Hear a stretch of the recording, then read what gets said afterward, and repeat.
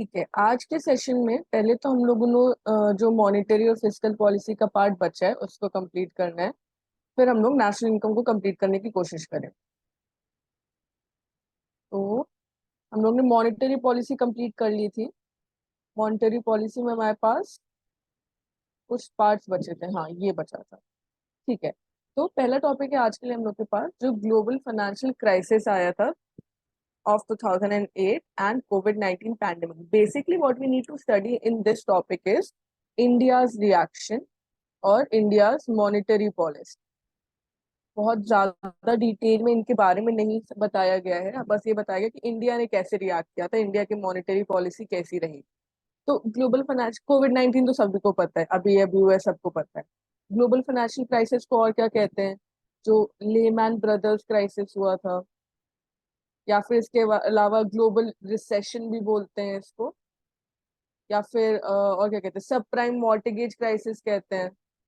सब prime mortgage crisis what happened was, बहुत ज्यादा एकदम एकदम से नहीं हुआ था, बहुत सालों से इसके रीजंस आ रहे थे। Many reasons were there that build up to the crisis that occurred in 2008। First and foremost there was relaxation. United States में बहुत ज्यादा लेंडिंग रेट्स को लो कर दिया गया था। लेंडिंग रेट्स को लो कर दिया गया था। This was because in the past decade US faced recession, lowering prices, lowering demand. So what happened, their central bank उन्होंने क्या किया कि उन्होंने लेंडिंग रेट्स को कम कर दिया। इसकी वजह से क्या हुआ कि लोगों ने धीरे धीरे कुछ चीजें खरीदना शुरू किया, यूटिलिटीज खरीदना शुरू किया। उसी में मॉर्टगेजेस प्रोवाइड करना शुरू कर दिया।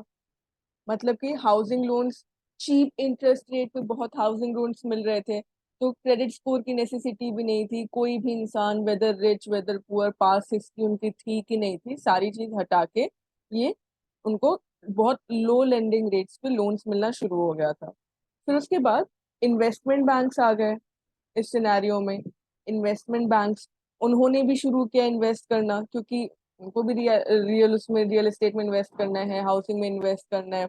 तो ये बहुत सारे रीजन से जो बेसिकली आता है कि एक फ्री मॉनेटरी पॉलिसी चल रही थी, बहुत ज्यादा फ्लेक्सिबल मॉनेटरी पॉलिसी चल रही थी, जिसकी वजह से ये आया, जिसकी वजह से लेंडिंग रेट्स लो थे। और ग्लोबल फाइनेंशियल क्राइसिस इसी वजह से हुआ कि बहुत ज्यादा लोन ले लिए गए। बाद में जो ये बैंक है इसने बोला कि नहीं, हमारे पास तो इतना पैसा ही नहीं है कि हम लोग उसको प्रॉपर इन्वेस्ट कर सके, या फिर वो लोग बैंकरप्सी में चले गए। और इसमें केवल यूएस के लोगों ने इन्वेस्ट नहीं किया था, ऑल ओवर द वर्ल्ड लोगों ने इन्वेस्ट किया था, इसीलिए इसका इम्पैक्ट भी ग्लोबली पड़ा था।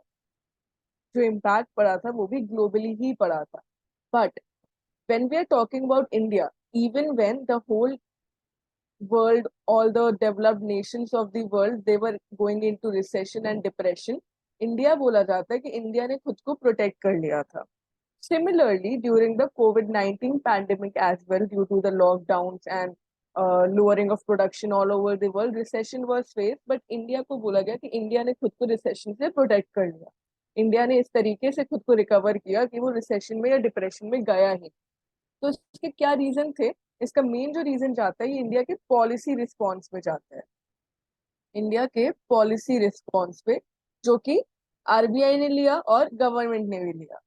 तो इंडिया के जो पॉलिसी रिस्पॉन्स थे वो हमें पढ़ना है, क्योंकि हम लोग पढ़ क्या रहे हैं, मॉनेटरी एंड फिस्कल पॉलिसी। इसीलिए इसमें दिया गया है कि क्या क्या स्टेप्स थे जो कि आरबीआई ने लिए थे। सबसे पहले लिक्विडिटी इंजेक्शन किया था। लिक्विडिटी इंजेक्शन यानी कि मनी सप्लाई को बढ़ा दिया था। So liquidity injection, the counter parties involve were banks. तो म्यूचुअल फंड्स के लिए, एनबीएफसी के लिए, एसएफसी ने, सबने लिक्विडिटी बढ़ाई, सबने लोन्स देना शुरू किया, जिसकी वजह से इंडिया की डिमांड जो है, इंडिया की डिमांड बहुत ज्यादा कम नहीं है। रिसेशन क्यों आता है? रिसेशन का मतलब क्या होता है? Lowering prices, lowering demand, lowering production. But because of increasing liquidity this problem was solve. RBI ने क्या किया?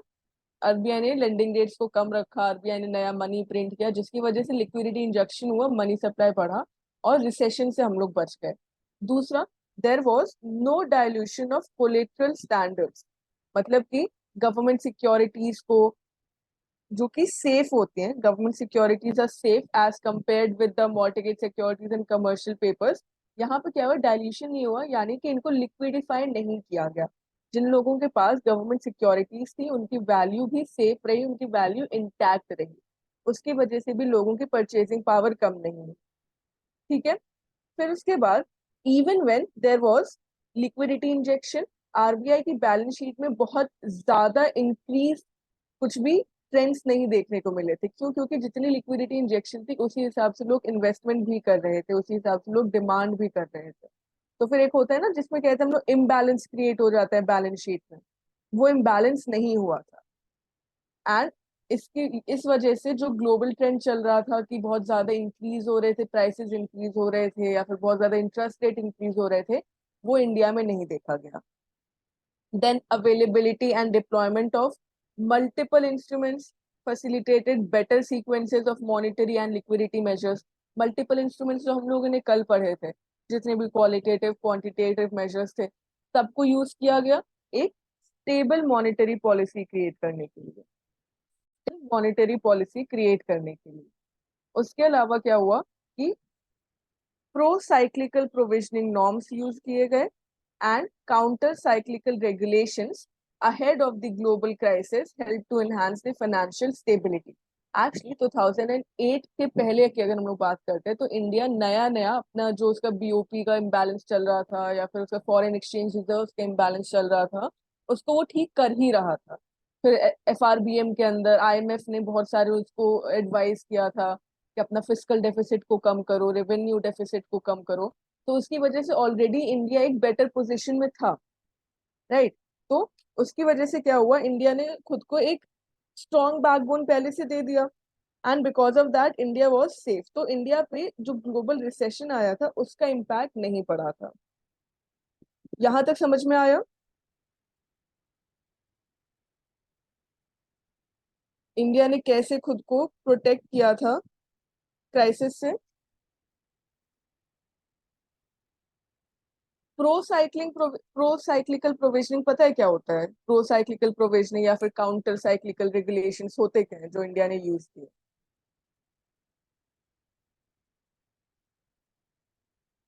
No ma'am. अच्छा ठीक है। इसके पहले का ये समझ में आया ना जो पॉलिसी रिस्पॉन्स हमने बात की उसका? अच्छा देखो, प्रो साइक्लिकल, प्रो मतलब कुछ पॉजिटिव, प्रो मतलब हम कहते हैं ना कि प्रो गवर्नमेंट है तो मतलब हम गवर्नमेंट को सपोर्ट कर रहे हैं। तो प्रो साइक्लिकल प्रोविजनिंग होता है मतलब कि लोन लॉस से रिलेटेड प्रोविजंस किए गए। बिजनेस साइकिल जो होता है, हम लोगों ने जो बिजनेस साइकिल पढ़ा, तो बिजनेस साइकिल में रिसेशन से खुद को बचाने के लिए हम लोगों ने कुछ सेफगार्ड्स यूज किए। तो इकोनॉमिक कंडीशंस इसके पहले की खराब हो जाएं, हम लोगों ने खुद को बचाने के लिए कुछ नॉर्म्स लाए, कुछ रूल्स लाए, कुछ स्टेप्स लिए, that are known as pro cyclical. जो हम लोग की साइकिल इसके पहले की नीचे जाती बिजनेस साइकिल की, हम लोग ने कुछ पॉजिटिव स्टेप्स ले लिए, हम लोगों ने प्रोडक्शन बढ़ा दिया, सब्सिडीज दे दी, ये सारा काम किया। और काउंटर साइक्लिकल रेगुलेशंस क्या होते हैं? जो नेगेटिव इम्पैक्ट हो सकता है, मतलब जब हम लोग गवर्नमेंट स्पेंडिंग फॉर लेट से बढ़ा रहे हैं, सब्सिडीज बढ़ा रहे हैं, गवर्नमेंट के एक्सपेंडिचर बढ़ा रहे हैं, तो उसी के साथ साथ में हम लोग टैक्सेस को कम भी कर दे रहे हैं। काउंटर साइक्लिकल, काउंटर करना होता है ना किसी एक फोर्स को, ऑपोजिट फोर्स देना ताकि वो बैलेंस हो जाए। तो गवर्नमेंट एक्सपेंडिचर के बढ़ाने के साथ साथ में हम लोगों ने टैक्सेस को भी कम कर दिया, ताकि अगर, क्योंकि टैक्सेस अगर बढ़ा दे तो फायदा ही नहीं होता गवर्नमेंट के एक्सपेंडिचर बढ़ाने का। हमारे पास पैसे आते, पैसे के साथ साथ में टैक्सेस भी हमको ज्यादा देना पड़ता, तो कोई फायदा ही नहीं होता। तो फिर इंक्रीजिंग गवर्नमेंट स्पेंडिंग या कटिंग टैक्सेस के साथ में क्या किया, ये स्टेबल कर दिया गया। तो प्रो साइक्लिकल प्रोविजनिंग नॉर्म्स और काउंटर साइक्लिकल रेगुलेशंस ये लिए गए थे to protect the economy, to protect the economy from recession. ठीक है, स्टेप्स क्लियर है? स्टेप समझ में आया क्यों हम लोग क्यों रिसेशन से बचे हुए थे?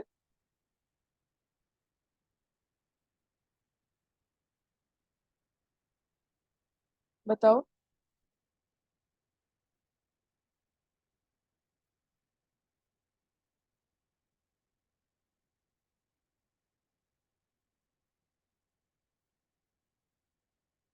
मैम लास्ट वाला पॉइंट वापस से बताएंगे क्या? ये प्रो साइक्लिकल और काउंटर साइक्लिकल। Yes ma'am. ठीक है।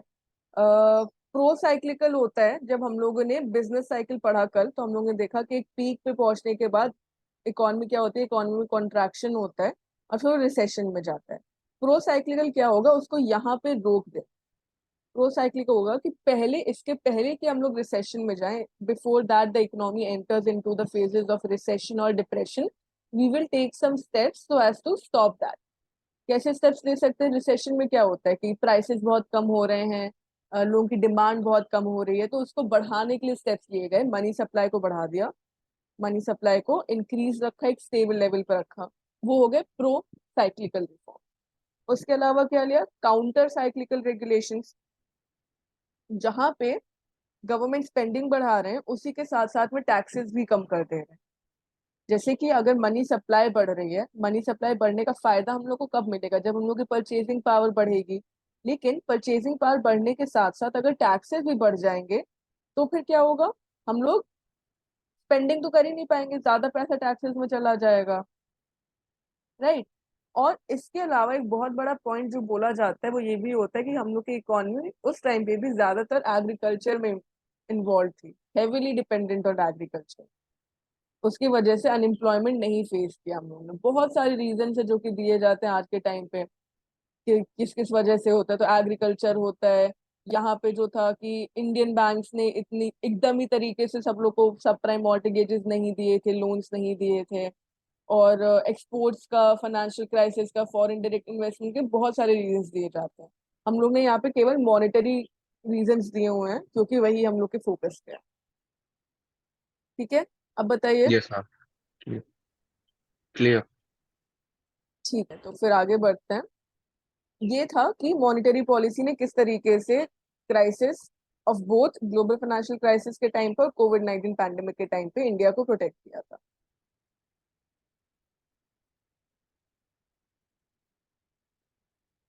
नेक्स्ट टॉपिक है हम लोगों का आरबीआई की मॉनेटरी पॉलिसी कमेटी के बारे में देखना है।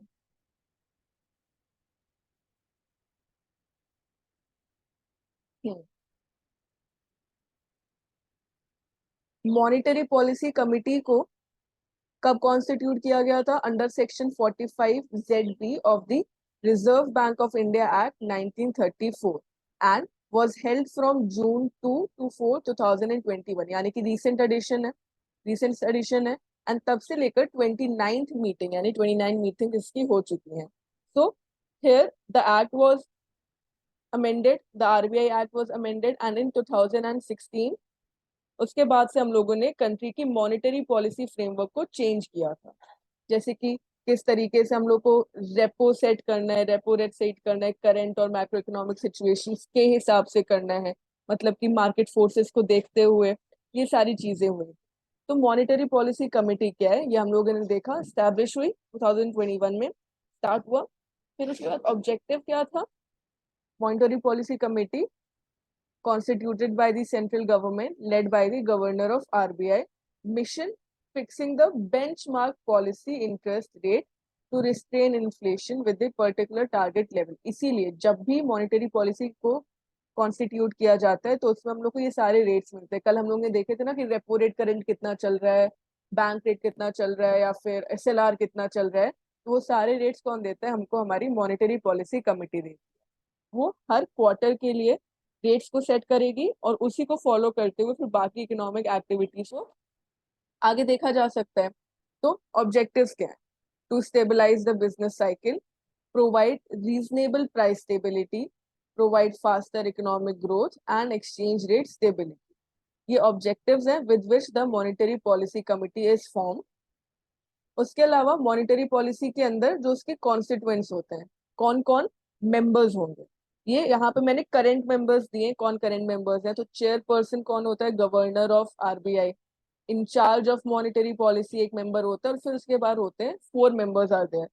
4 मेंबर्स आर देयर। ये नाम नहीं याद रखने, कोई बात नहीं, ये नाम बस याद रख लीजिएगा कि अभी चेयरपर्सन कौन है। गवर्नर ऑफ आरबीआई होता है। तो वो हम लोग की मॉनेटरी पॉलिसी के अंदर आरबीआई और एक्स एक्स ऑफिशियल चेयरपर्सन होता है, डिप्यूटी गवर्नर होता है, एन ऑफिसर, एक ऑफिसर होगा जो कि सेंट्रल बोर्ड अपॉइंट करता है। Central board appoints 1 member, and then बाकी जो 3 पर्सन होते हैं वो सेंट्रल गवर्नमेंट अपॉइंट करती है। Central government appoints the rest 3 members. तो इन लोगों को क्या इकोनॉमिक्स की नॉलेज होनी चाहिए, बैंकिंग की नॉलेज होनी चाहिए, मॉनेटरी पॉलिसी की नॉलेज होनी चाहिए। तो ये लोग क्या करते हैं, ये लोग साथ में बैठते हैं, ये लोग देखते हैं कि मैक्रो इकोनॉमिक सिचुएशन क्या चल रहा है, इन्फ्लेशन कितना है इकोनॉमी में, जीडीपी कितना है इकोनॉमी में। उसके हिसाब से फिर ये लोग ये जो बेंचमार्क रेट्स हैं वो सेट करते हैं। सारे रेट्स, रेपो रेट हो गया, एसडीएफ हो गया, marginal standing facility, bank rate, सारे रेट्स ये लोग सेट करते हैं, राइट। फिर इसके अलावा एक जो हम लोग को टर्म हमने पढ़ा था ना, एक्सपेंशनरी मॉनेटरी पॉलिसी होती है और एक कॉन्ट्रैक्शनरी होती है। तो हम लोग ने जहां जहां देखा कि मनी सप्लाई को कम किया जाएगा वो कॉन्ट्रैक्शनरी के अंदर आएगा, एक्सपेंशनरी में जहां जहां मनी सप्लाई को बढ़ाया जाएगा वो एक्सपेंशनरी में आएगा। कॉन्ट्रैक्शनरी या एक्सपेंशनरी के इम्प्लीकेशंस होते हैं। एक्सपेंशनरी मॉनेटरी पॉलिसी जब यूज करेंगे तो इसकी वजह से क्या होगा, इन्वेस्टमेंट बढ़ेगा और लोगों की परचेजिंग पावर बढ़ेगी, बॉन्ड प्राइसेस इंक्रीज हो जाएंगे। तो ये हो जाएगा expansionary price monetary policy. Contractionary के अंदर इसका ऑपोजिट होता है, मतलब बॉन्ड प्राइसेस डिक्रीज हो जाएंगे, कैपिटल इन्वेस्टमेंट कम हो जाएगा, एक्सचेंज रेट कम हो जाएगा, ये सारी चीजें आ जाती है कॉन्ट्रैक्शनरी के अंदर। तो मॉनेटरी पॉलिसी कमिटी का रोल होता है कि वो मैक्रो इकोनॉमिक पॉलिसीज को देखे जो करंट सिचुएशन चल रही है, उसके हिसाब से वो रेट्स को बढ़ाते हैं या फिर कम करते हैं। जितने भी हम लोग ने टूल्स पढ़े थे कल वो सारे बेंचमार्क रेट्स वो सेट करते हैं। ठीक है, क्लियर। क्या क्या याद रखना है मॉनेटरी पॉलिसी कमेटी के अंदर, कब कॉन्स्टिट्यूट हुई, कौन से सेक्शन के अंदर, और फिर ऑब्जेक्टिव्स याद रखने हैं, और याद रखने हैं कि मेंबर्स कितने होते हैं। तो ये 6 मेंबर्स होते हैं, 2 परमानेंट मेंबर्स होते हैं, 4 मेंबर्स को सिलेक्ट किया जाता है, सेंट्रल बोर्ड और सेंट्रल गवर्नमेंट, राइट। फिर उसके बाद हमारे पास आ जाती है फिस्कल पॉलिसी। फिस्कल पॉलिसी होती है जब गवर्नमेंट अपनी पॉलिसी यूज करती है। मॉनेटरी पॉलिसी के अंदर क्या आता है, जो आरबीआई की पॉलिसी होती है। फिस्कल पॉलिसी के अंदर आता है गवर्नमेंट की पॉलिसी, मतलब कि government revenue collection and expenditure. तो government revenue and expenditure, revenue mostly किससे आता है, हम लोग के टैक्स सोर्सेज से आता है, टैक्स से आ जाएगा, बोरोइंग से आ जाएगा। तो जो पैसा गवर्नमेंट को मिलता है that comes under revenue. And expenditure government का भी होता है, डेवलपमेंटल एक्सपेंडिचर होता है, नॉन डेवलपमेंटल एक्सपेंडिचर होता है। तो गवर्नमेंट किस तरीके से अपना रेवेन्यू और एक्सपेंडिचर को मैनेज कर रही है that will come under the fiscal policy. Fiscal policy भी 2 टाइप की होती है। एक हम लोग की होती है अकोमोडेटिंग फिस्कल पॉलिसी होती है, अकोमोडेटिंग। और दूसरी जो मतलब एक फिस्कल पॉलिसी हम लोग की इस तरीके की होगी जो नॉर्मल तरीके से चलती रहेगी, कि मतलब इकोनॉमी में स्टेबिलिटी लाने के लिए काम करेगी, और उसके अलावा क्या करेगी, इकोनॉमी में प्राइसेस को इक्वल रखेगी, एक्सपोर्ट्स को कंट्रोल करने के लिए कि इम्पोर्ट बहुत ज्यादा ना हो।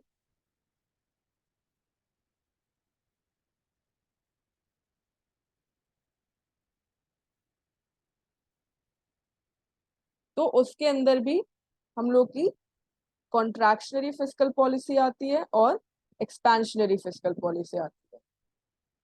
तो फिस्कल पॉलिसी इकोनॉमिक पॉलिसी में मॉनेटरी पॉलिसी की तरह होती है to stabilise the economy. And यहाँ पे objectives aggregate demand and the level of economic activity देखते हैं, पैटर्न ऑफ रिसोर्स एलोकेशन देखते हैं, एंड डिस्ट्रीब्यूशन ऑफ इनकम। ये फिस्कल पॉलिसी के टाइप होते हैं। जब वो expansionary fiscal policy government use करेगी तो उसके अंदर क्या आएगा, वो इकोनॉमी में परचेजिंग पावर बढ़ाएगी। एक्सपेंशनरी के अंदर क्या आता है, एक्सपेंशनरी के अंदर आता है एक्सपेंडिचर को बढ़ा दिया जाता है, टैक्सेस को कम कर दिया जाता है। कॉन्ट्रैक्शनरी के अंदर क्या होता है कि इकोनॉमी अनस्टेबल चल रही है इस तरीके से कि एग्रीगेट डिमांड ज्यादा है, तो वो क्या करेंगे, एक्सपेंडिचर को कम कर देंगे, टैक्सेस को बढ़ा देंगे।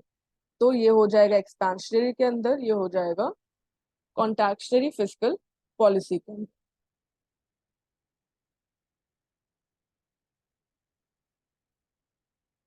टैक्सेस डायरेक्टली लोगों की परचेजिंग पावर को इफेक्ट करते हैं, गुड्स एंड सर्विसेज के प्राइसेस को भी इफेक्ट करते हैं। अगर टैक्सेस बढ़ा दिए जाएंगे कंज्यूमर्स के ऊपर, डायरेक्ट टैक्सेस जैसे अगर मान लीजिए बढ़ा दिए जाए जो हमारी इनकम पे लगते हैं, तो हमारी परचेजिंग पावर कम हो जाएगी, डिमांड कम हो जाएगी।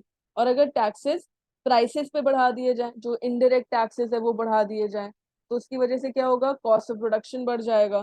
तो इस तरीके से ये करते हैं, मतलब इस तरीके से ये इम्पैक्ट करती है जो फिस्कल पॉलिसी होती है वो हमारी इकोनॉमी को थ्रू कॉन्ट्रैक्शनरी और एक्सपेंशनरी, दो ही फिस्कल पॉलिसी के गवर्नमेंट के पास मेजर्स होते हैं। एक होता है टैक्सेस, यानी कि जो उनके रेवेन्यू होते हैं, दूसरा होता है एक्सपेंडिचर। बस फिस्कल पॉलिसी में इतना ही। बताइए, क्लियर है? यस। बाकी लोग भी बताइए। आज इतने कम लोग क्यों हैं? ज्वाइन तो करे थे, सब कहाँ चले गए? टॉपिक टफ हो गया क्या?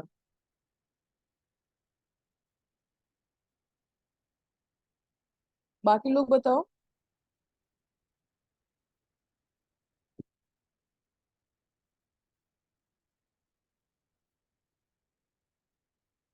बाकी लोगों को क्लियर नहीं हुआ है क्या? कोई रिप्लाई नहीं कर रहा? चैट में बताइए, यस नो कुछ तो बताइए।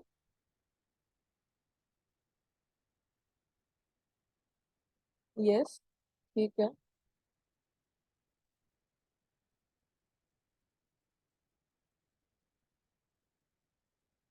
बहुत कम लोग हैं आज तो।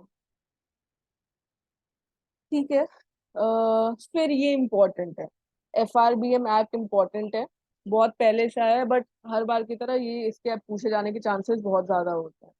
तो FRBM एक्ट पहली बार इंट्रोड्यूस कब किया गया था? It was introduce in the parliament in the year 2000 by the Atal Bihari Vajpayee government. किसके लिए? To provide legal backing to the fiscal discipline. India में फिस्कल डेफिसिट चल रहा था।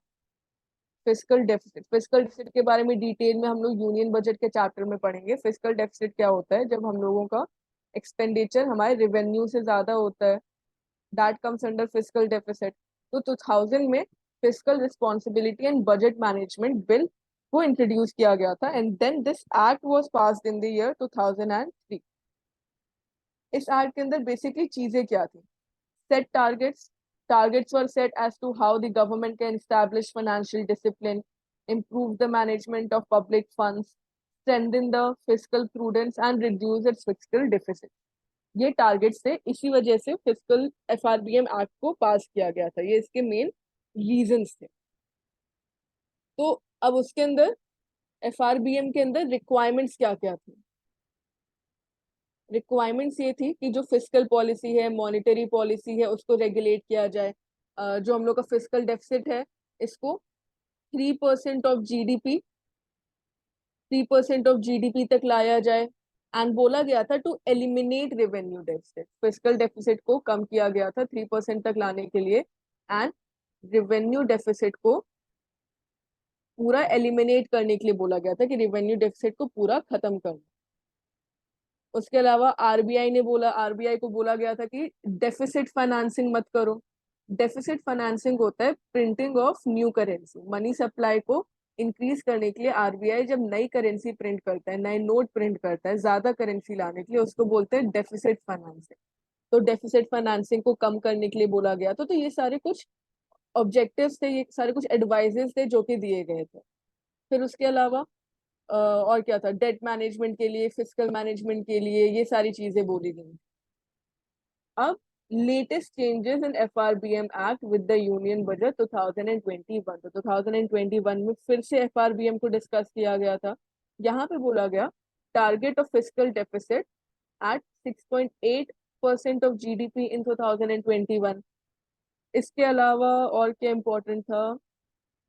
इसके अलावा ज्यादा कुछ चीजें इंपॉर्टेंट नहीं थी।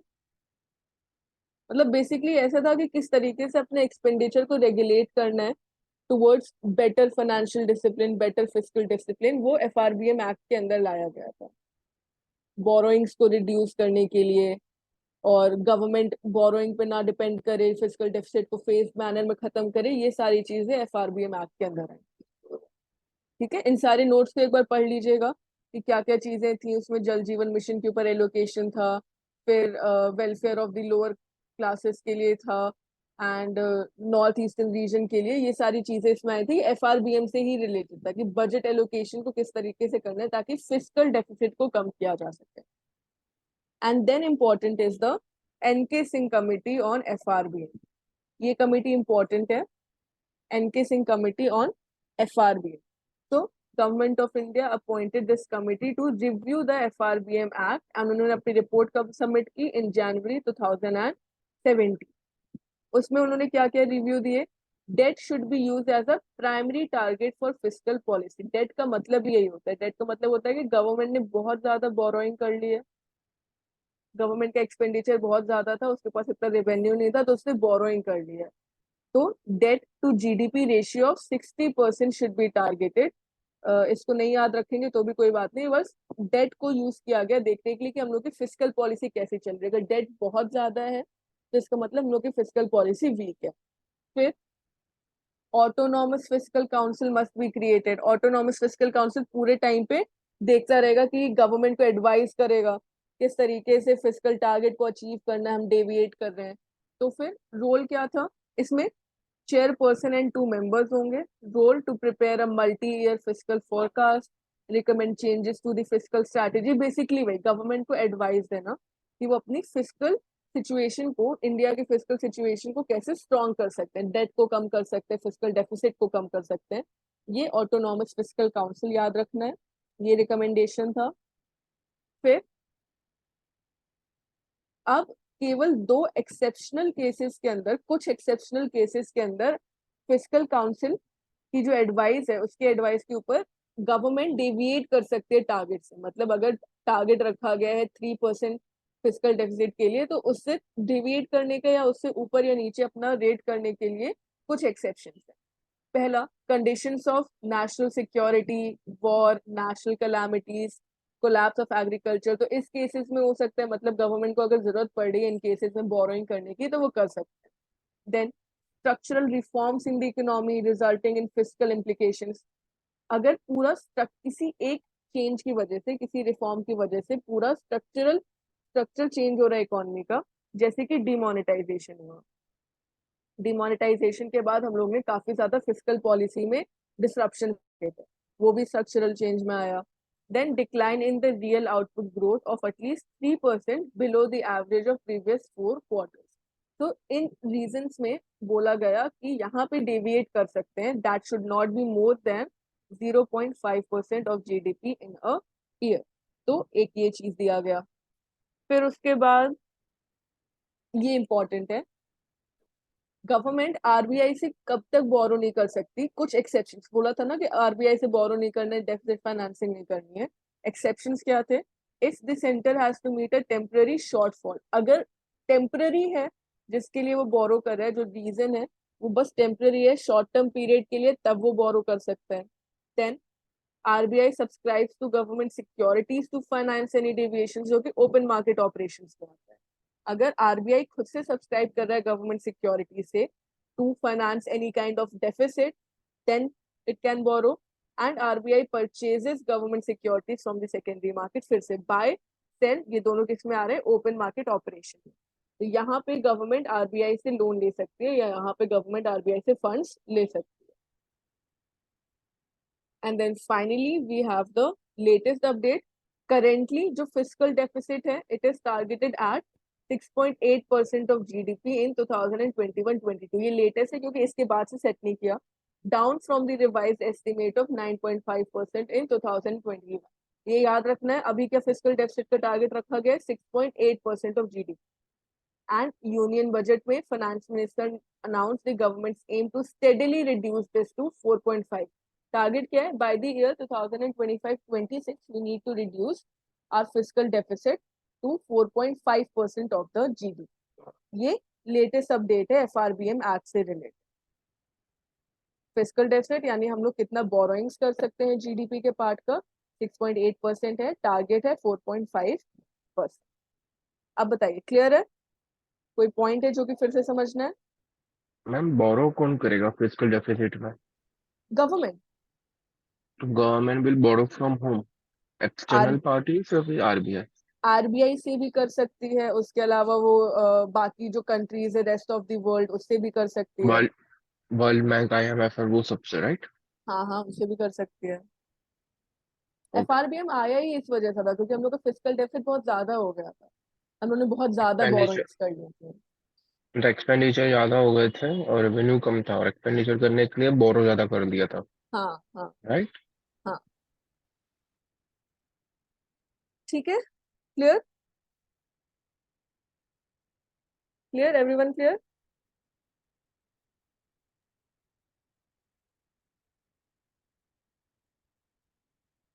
ठीक है, तो फिर हम लोग नेक्स्ट चैप्टर पर जाते हैं। इस चैप्टर में थोड़ी सी फॉर्मूलेज हैं, थोड़े से कॉन्सेप्ट ज्यादा हैं, हम लोग पढ़ने वाले हैं नेशनल इनकम के बाद।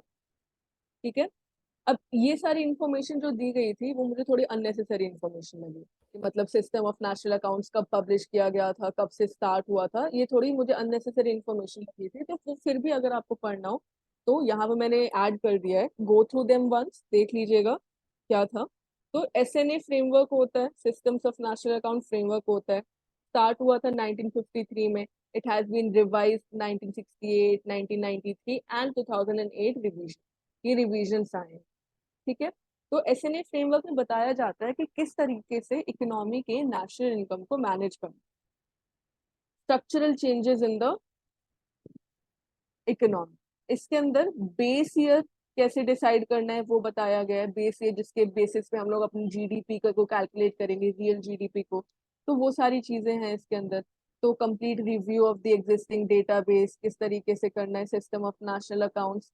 इसके अंदर जो बेंचमार्क रेट्स हैं या फिर जो गाइडलाइंस हैं, जो भी गाइडलाइंस दी जाती है, these are the international guide. कौन कौन देता है, यूरोस्टैट देता है, आईएमएफ देता है, ओईसीडी देता है, United Nations and world bank. ठीक है, तो ये हम लोग के इंटरनेशनल गाइडलाइंस हैं जो कि बताता है कि नेशनल इनकम फ्रेमवर्क किस तरीके से चलना चाहिए किसी भी नेशन के अंडर। तो ये 2008 का SNA revision of the base year to a more recent year, हम लोग ने अपना बेस ईयर चेंज किया। कैसे चेंज किया? The base year has been changed from 2004-5 to now 2011-12। ये जनवरी 2015 में हम लोगों ने अपने बेस ईयर को चेंज किया है। This was done in compliance with the national statistical commission proposal. और ये एवरी 5 ईयर रिकमेंडेशन देता है कि क्या हमको अपना बेस ईयर चेंज करने की जरूरत है। हम लोग ने पहले भी डिस्कस किया था, बेस ईयर सिलेक्ट किया जाता है for a year in which the economy had been stable, inflation बहुत हाई नहीं था, productivity was good, output was good. तो उस बेसिस पे हम लोग एक स्टेबल ईयर सिलेक्ट करते हैं। एंड चेंज क्यों किया? क्योंकि 2004-5 तो बहुत पुराना हो गया, अगर उसके प्राइसेस से हम लोग अभी को कैलकुलेट करेंगे तो फिर वो गलत होगा। अभी और भी रिवीजन चल रहा है, 2017-18 चेंज करने की बात चल रही है कि अपने जो बेस ईयर इसको और चेंज कर दिया जाए और रिसेंट कर दिया जाए। तो ये इसके अंदर आया था। मेजर चेंजेस क्या थे एसएनए 2008 के? GDP at constant market prices को मेजर करना है, यानी कि बेस ईयर पे। जीवीए, जीवीए क्या होता है वो हम लोग अभी देखेंगे। जीवीए किया जाएगा at each sector, basic prices के ऊपर, वो भी बेस ईयर प्राइसेस पे लिए जाएंगे। तो ये कुछ कुछ चेंजेस थे। ये उतने इम्पोर्टेंट नहीं है।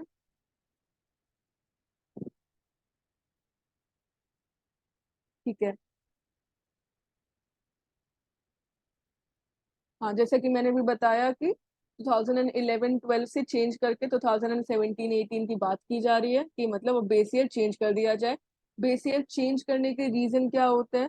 पहले तो इंटर ईयर कंपेरिजन के लिए, जैसे कि अगर मैं 2022-23 के लिए जीडीपी कैलकुलेट कर रही हूँ, तो फिर मैं प्राइसेस कहाँ के यूज करूंगी? I will use prices of the year 2011-12। This is the meaning of base year. Base year because the prices have been fixed. वो बीत गए stable prices से, that's why we are using this. फायदा क्या होता है? It gives us an idea about the changes in purchasing power and allows calculation of inflation adjusted growth estimates. वही सारी चीज है कि अगर मैं इसी साल के प्राइसेस को यूज करूंगा and only if the prices have increase, तो GDP will be shown as increase, but वो आउटपुट की वजह से इंक्रीज होगा, केवल इन्फ्लेशन की वजह से होगा। तो उस सिचुएशन को अवॉइड करने के लिए, उस गलत एस्टिमेट को हटाने के लिए हम लोग क्या करते हैं? हम लोग बेस ईयर प्राइसेस को यूज करते हैं। और बेस ईयर प्राइसेस को चेंज करने का रीजन क्यों दिया जा रहा है कि फिर से उसको 2017-18 में क्यों करना है? पहला, accuracy के लिए। Change of base year to calculate GDP is done in the line with the global exercise so that to capture the economic information accurately. 2011-12 का डेटा पुराना हो गया, it did not reflect the current economic situation correctly. आज के time पर जो economic situation चल रही है with increasing competition, increasing globalisation, वो एग्जैक्टली 2011-12 में नहीं था। इस वजह से यहाँ पे अब इसको चेंज करने की 2017-18 में कंसिडरेशन चल रही है। ठीक है, हाँ। तो ये सारी चीजों को एक बार गो थ्रू कर लीजिएगा, ऊपर ऊपर से देख लीजिएगा, बहुत इंपॉर्टेंट नहीं है, चीजें ज्यादा है यहाँ पे तो फिर भी कम मेंशन्ड है, एक बार ऊपर ऊपर से। इस चैप्टर में इंपॉर्टेंट हम लोग के जीडीपी कॉन्सेप्ट है, इसको बहुत ध्यान से समझना है। ठीक है, ये जीडीपी कॉन्सेप्ट से ये इंपॉर्टेंट है। सबसे पहले जीडीपी क्या होता है? Gross domestic product. Gross domestic product, it is the total market value of all final goods and services produced within the domestic boundary of a country। क्या क्या चीजें आई? टोटल मार्केट वैल्यू, मार्केट में उसकी value कितनी है, of all final, ये केवल final goods and services को लेता है, जो इंटरमीडिएरी गुड्स एंड सर्विसेज होते हैं, जैसे कि जो इनपुट्स होते हैं, उनको नहीं लेना। जब वो मार्केट में फाइनली आ गया है, अब उसमें कोई चेंज नहीं आना है, तभी उसकी वैल्यू को लिया जाता है। जैसे कि अगर हम लोग ब्रेड की बात कर रहे हैं, तो ब्रेड मार्केट में कितने का आ रहा है? मान लीजिए 30 रुपए का पैकेट आ रहा है, तो ब्रेड की मार्केट वैल्यू हुई 30 रुपए। लेकिन इसके अंदर इसको बनाने में जो चीजें यूज हुई हैं, जैसे कि फ्लावर यूज हुआ है, अवन यूज हुआ है, उन सारी चीजें को यहाँ पे यूज नहीं करते। वो किस में आता है? वो आता है इंटरमीडिएट कंजम्पशन। तो only final goods and services produce with in the domestic territory of a country. Domestic मतलब कि अब यहाँ पे हम लोग रेस्ट ऑफ द वर्ल्ड को यूज नहीं करते। given a period of 1 year. Final value of all goods and services produced in the domestic territory of a country usually in 1 year। ठीक है, अब इसके अंदर दो चीजें आती हैं, एक होता है मार्केट प्राइस, दूसरा होता है फैक्टर कॉस्ट। फैक्टर कॉस्ट, एक होता है मार्केट प्राइस, दूसरा होता है फैक्टर कॉस्ट। जहां पे नहीं समझ में आएगा या फिर लगेगा कि कोई कॉन्सेप्ट जल्दी जा रहा है तो रोकिएगा, ठीक है, इसको समझना बहुत जरूरी है। इनके बीच का जो डिफरेंस होता है, इसको बोला जाता है net indirect taxes. Net indirect taxes, net indirect taxes होते हैं हम लोगों के, जो इनडायरेक्ट टैक्सेस होती हैं, हम लोग जो पे कर रहे हैं। इसको यहाँ से रेज करते हैं।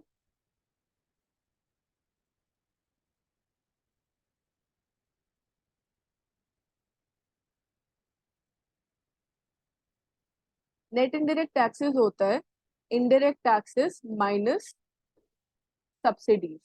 अगर ये सारी चीजें बहुत ज्यादा दिख रही है ना, तो उसको अवॉइड कीजिएगा, इसको याद रखिएगा, indirect taxes minus subsidies.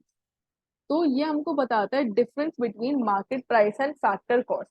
Market price क्या होता है? ये बड़ा होता है, इट इज बिग, बिकॉज ये फाइनल वैल्यू बता रहा है जब मार्केट में आ गए, इसमें सारे टैक्सेस जुड़े हुए होते हैं, सारा यूनिट कॉस्ट सब जुड़ा होता है। फैक्टर कॉस्ट क्या होता है? It is small, because it is only taking into consideration the cost of the input.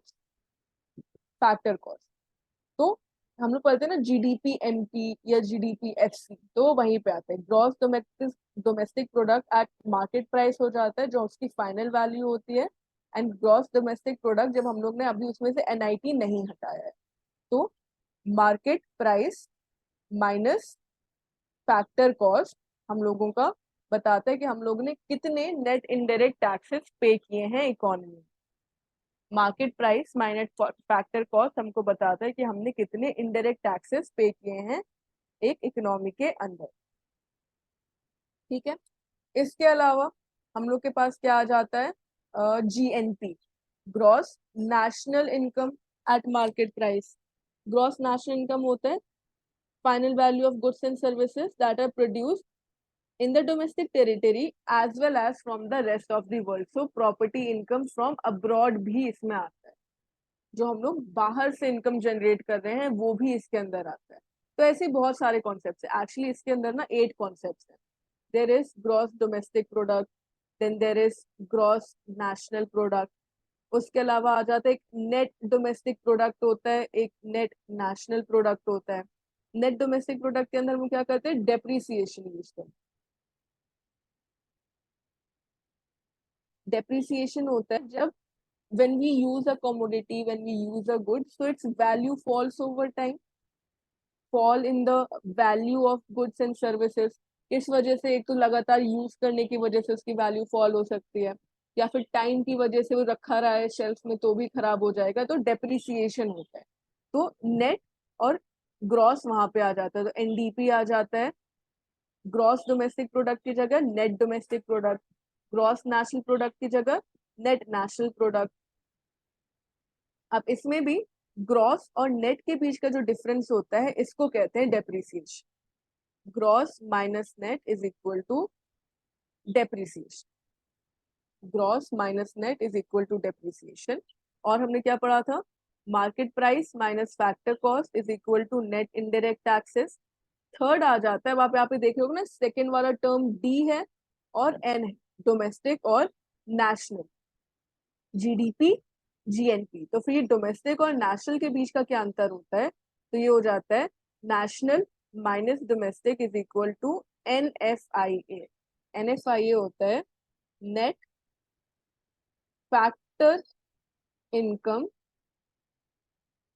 From abroad.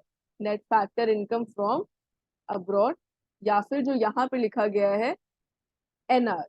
NR होता है net income receives, net factor income from abroad. ठीक है, ये बताता है कि हम लोग ने डोमेस्टिक टेरिटरी में जितना प्रोडक्शन किया उसके अलावा हम लोगों ने इंपोर्ट कितना किया, एक्सपोर्ट कितना किया, एक्सपोर्ट के बदले में हम लोगों को इनकम कितनी मिली। अब फैक्टर इनकम और ट्रांसफर इनकम के बीच में कोई डिफरेंस बताएगा, difference between factor income and transfer income, difference between factor income and transfer income.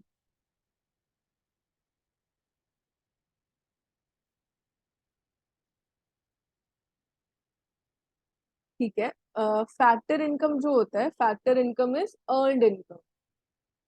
Earned income जैसे कि आप लोग जाते हो जॉब करते हो, जॉब के बदले में आपको क्या मिलती है, सैलरी मिलती है, तो वो फैक्टर इनकम है। लेकिन ट्रांसफर इनकम होता है जो अर्न नहीं की जाती है, गिफ्ट्स एंड ग्रांट्स में आती है। गिफ्ट्स एंड ग्रांट्स यूनिलेटरल, मैंने कोई काम नहीं किया तो भी मुझको इनकम मिली, तो वो किस में आ जाती है, वो ट्रांसफर इनकम है, ट्रांसफर की गई। जैसे कि क्या होता है, पेंशन, पेंशन ट्रांसफर इनकम है, सब्सिडीज ट्रांसफर इनकम है, अगर अनएम्प्लॉयमेंट बेनिफिट्स मिल रहे हैं तो वो ट्रांसफर इनकम में आता है, उसके लिए मैंने कुछ काम नहीं किया बट मुझे वो इनकम मिल रही है, तो वो ट्रांसफर इनकम में। फैक्टर इनकम होती है अर्नड इनकम, मैं कुछ काम करूंगी उसके बदले में ही मुझको इनकम मिली। डिफरेंस क्लियर है between factor income and transfer income, this is an important point, factor income और ट्रांसफर इनकम के बीच का difference. Is it clear? Yes. Right. तो ये जीडीपी कॉन्सेप्ट हम लोग के, तो जीडीपी, जीएनपी, एनडीपी, एनएनपी, इसी में हम लोग घुसा देते हैं ये वाला जो हम लोग का मार्केट प्राइस और फैक्टर कॉस्ट वाला पार्ट था। तो जीडीपी एमपी हो गया, जीएनपी एमपी हो गया, उसके अलावा एनडीपी, जीडीपी, हाँ जीडी एनडीपी एफसी हो गया, और एनएनपी एफसी हो गया। तो इस तरीके से हम लोग के पास ये कुछ 8 मेजर्स निकल आते हैं। इसमें से नेशनल इनकम किसको बोला जाता है, नेशनल इनकम बोला जाता है NNP FC, net national product at factor cost. ये होती है हम लोग की नेशनल इनकम। और डोमेस्टिक इनकम क्या हो जाती है, डोमेस्टिक इनकम होती है एनडीपी एट एफसी। ये दोनों पॉइंट याद रख लो, net domestic product at factor cost हो जाती है डोमेस्टिक इनकम, और net national product at factor cost हो जाती है नेशनल इनकम। तो जहां भी हम लोग नेशनल इनकम की बात कर रहे हैं ना कि India national income has increase, so we are talking about the NNP FC. And domestic income तो NDP at FC, net domestic product at factor cost. थोड़े से इसमें टर्मिनोलॉजी ज्यादा है, ज्यादा चीजें हैं समझने को, बट बहुत इंटर रिलेटेड। अभी आप एक बार यहाँ पे समझ रहे हो, एक बार वापस जाके जब भी टाइम मिलेगा सैटरडे में, संडे में, तो इसको सारी चीज को पढ़ लेना, रिवाइज कर लेना शॉर्ट पॉइंट्स की तरह, तो फिर वो सारी चीजें दिमाग में क्लियर हो जाएंगी। फिर इसके बाद हम लोग के पास आता है कि नेशनल इनकम को कैलकुलेट करने के कुछ मेजर्स होते हैं। 3 मेथड होते हैं जिससे हम लोग नेशनल इनकम को कैलकुलेट करते हैं। पहला होता है हम लोगों का प्रोडक्ट मेथड, दूसरा होता है हम लोगों का इनकम मेथड, और तीसरा होता है एक्सपेंडिचर। Expenditure method. फॉर्मूले हैं, सीधे सीधे फॉर्मूले को याद करना। प्रोडक्ट मेथड बताता है कि टोटल प्रोडक्शन कितना हुआ है। Madam please give short short notes on this subject. ये पीपीटी वाले नोट्स आप लोग को मिलेंगे, उससे चलेगा? और शॉर्ट नोट्स कैसे?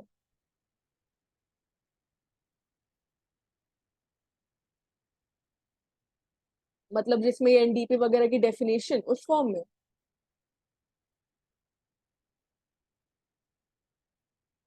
बताइए। Yes ma'am. ठीक है, प्रिपेयर करवा देते हैं, इसके शॉर्ट नोट्स करवा देते हैं। राइट, तो हम लोग के पास तीन मेथड्स हैं जिसको यूज किया जाता है to calculate the national income. इसके अंदर हम लोग के पास आ जाता है पहला प्रोडक्ट मेथड। प्रोडक्ट मेथड हम लोग का बताता है कि टोटल प्रोडक्शन कितना हुआ है, फाइनल गुड्स एंड सर्विसेज का टोटल प्रोडक्शन। तो वो हम लोग को बताता है वैल्यू ऑफ, को बोलते हैं value of output minus intermediate consumption. मतलब कि जो फाइनल वैल्यू आई है गुड्स एंड सर्विसेज की, इसके अंदर तीनों सेक्टर्स को लिया जाता है। हम लोग का जो प्राइमरी सेक्टर होता है, secondary sector and tertiary sector, तीनों सेक्टर्स को लिया जाता है। तीनों में कितना प्रोडक्शन हुआ है उसमें से उसका इंटरमीडिएट कंजम्पशन को माइनस कर देते हैं, एंड यही होता है ग्रॉस वैल्यू एडेड। जो आप लोग ने, किसी ने पूछा भी था difference, what is the difference between gross value added and GDP.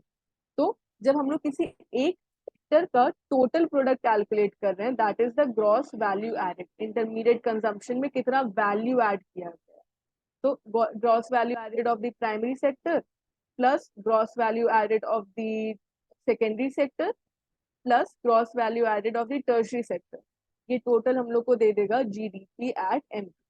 ठीक है, जीडीपी एट एमपी आ गया। जीडीपी एट एमपी से अगर नेशनल इनकम में जाना है, ग्रॉस से नेट जाने के लिए हम लोग क्या कर देंगे, माइनस डेप्रिसिएशन कर देंगे। डोमेस्टिक से नेशनल जाने के लिए हम लोग प्लस एनएफआईए कर देंगे, और एमपी से एफसी जाने के लिए हम लोग माइनस एनआईटी कर देंगे। तो वो एनएनपी एट एफसी हो जाएगा, वो एनएनपी एट एफसी हो जाएगा, मतलब कि नेशनल इनकम आ जाएगी।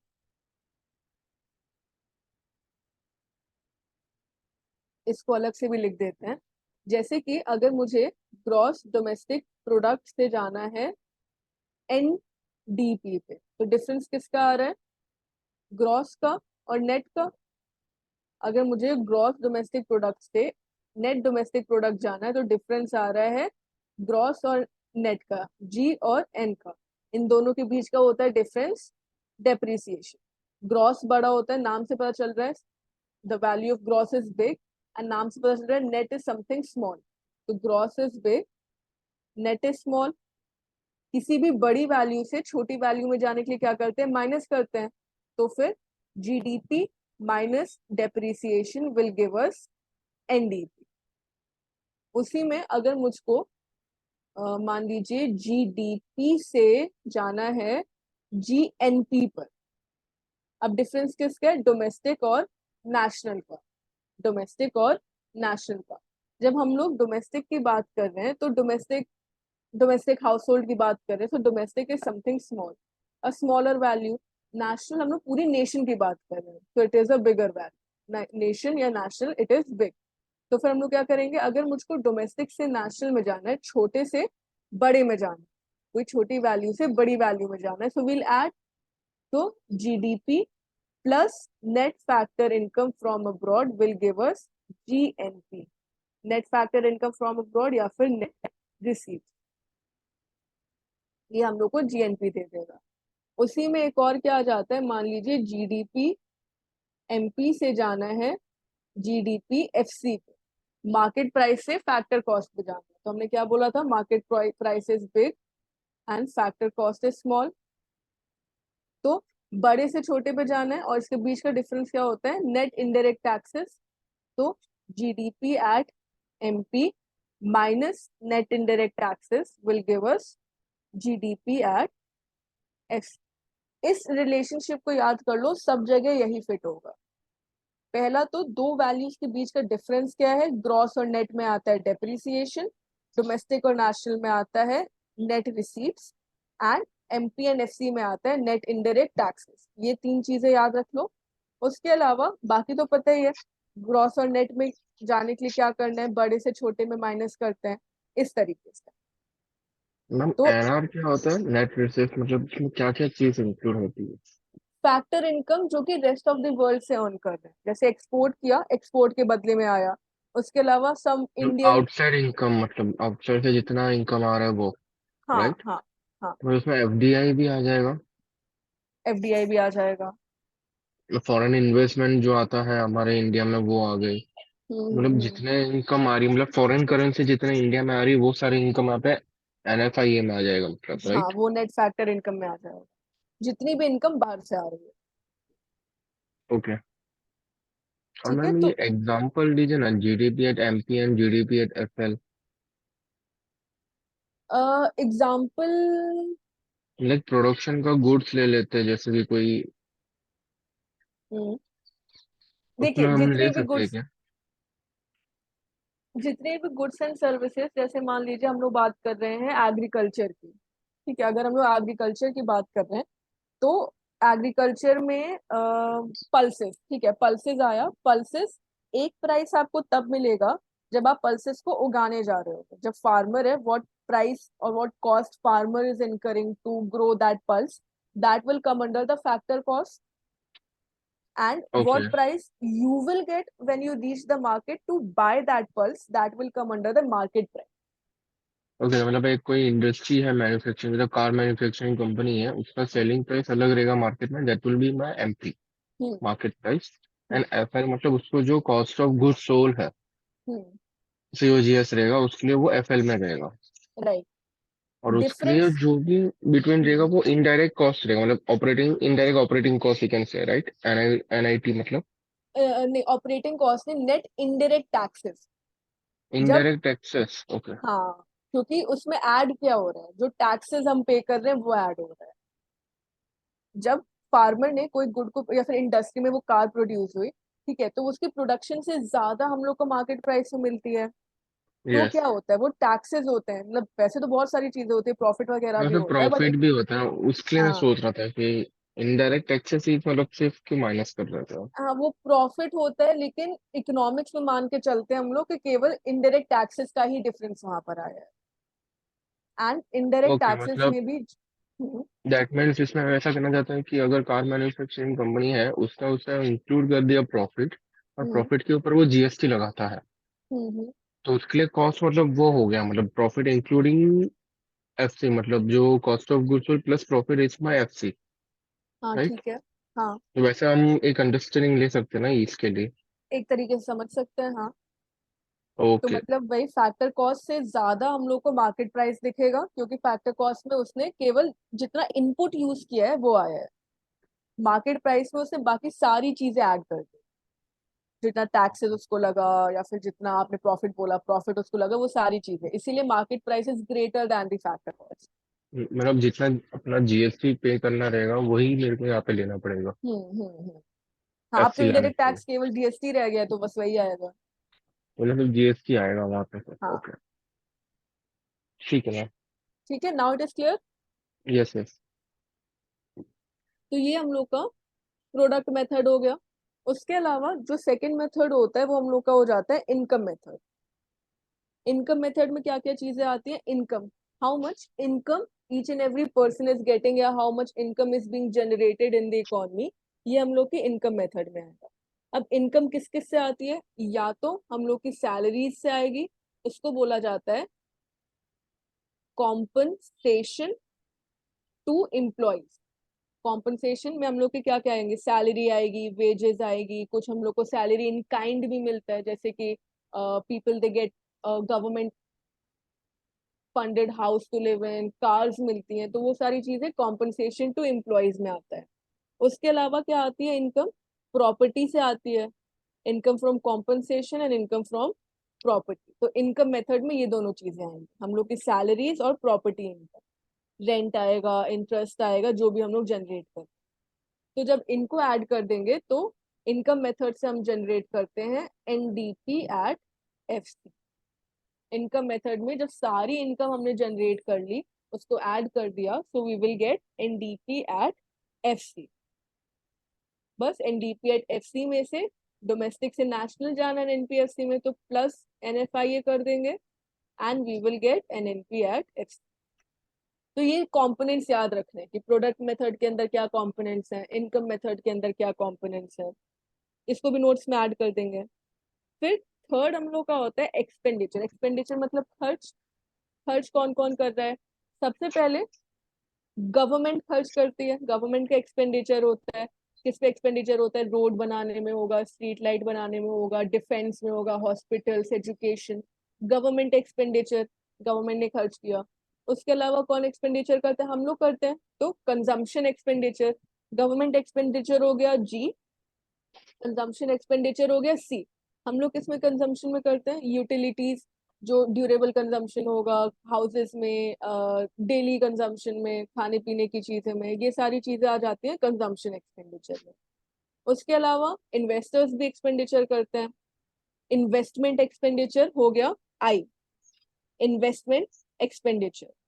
And then finally we have net exports, या फिर इसको बोला जाता है export minus import. Export minus import, यानी कि हम लोग जब इंपोर्ट कर रहे हैं तो हम लोग कुछ खर्चा कर रहे हैं, और जब हम लोग एक्सपोर्ट कर रहे हैं तो हमें कुछ पैसे मिल रहे हैं, तो नेट एक्सपोर्ट। जब इन चारों चीजों को ऐड कर देंगे तो डायरेक्टली हमको मिल जाएगा GDP at MP. GDP at MP हम लोग को मिल जाएगा एक्सपेंडिचर मेथड में चारों चीजों को ऐड कर देने से। ठीक है, क्लियर है? कंजम्पशन, पर्सनल कंजम्पशन आ गया। इन्वेस्टमेंट, मशीनरी खरीदने में इन्वेस्ट करते हैं या फिर नया सॉफ्टवेयर खरीदने में इन्वेस्ट करते हैं। और गवर्नमेंट स्पेंडिंग होती है जो government final goods and services पे करती है। क्लियर? यस बताइए मैम। हाँ, तीनों मेथड सब लोग को क्लियर है?